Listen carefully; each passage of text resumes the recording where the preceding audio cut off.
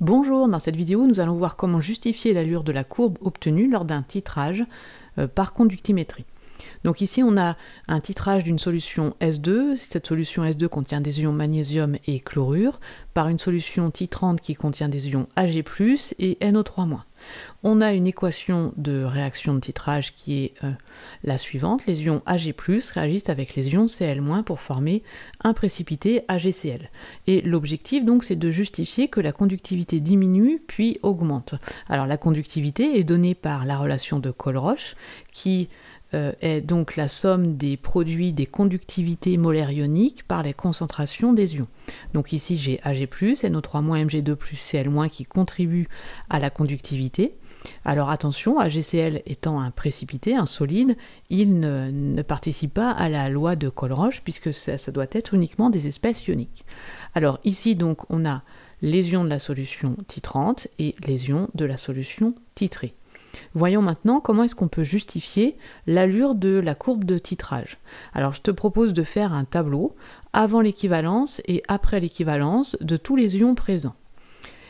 Avant l'équivalence, qu'est-ce qui se passe pour les ions magnésium? Ils sont dans le bécher, mais ils ne réagissent pas.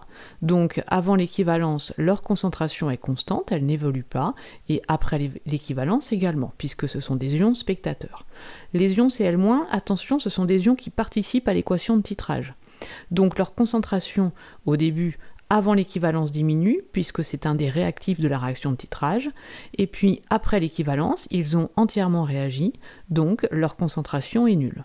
Pour les ions argent, que se passe-t-il? Les ions argent participent à l'équation de titrage, donc quand on les verse, à chaque fois qu'on verse un ion argent, il réagit suivant l'équation de titrage, donc la concentration de ces ions avant l'équivalence dans le bécher est nulle. Après l'équivalence, on continue à les verser, mais ils ne réagissent plus. Donc forcément, leur concentration dans le bécher augmente.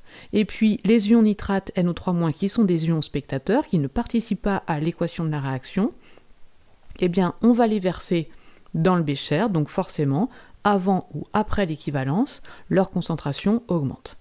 Une fois que tu as fait ce travail, il faut que tu vois comment va évoluer la conductivité.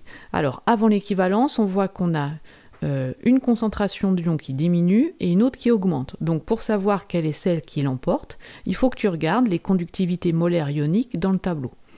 La plus forte va l'emporter. Ici, on voit que c'est l'ion chlorure qui remporte par rapport aux ions nitrates. Les ions chlorure conduisent plus le courant.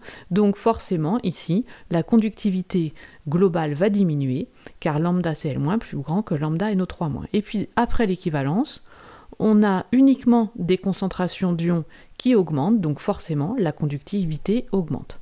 Voilà, j'espère que cette vidéo va t'aider pour le bac. Je te dis à bientôt pour un prochain automatisme.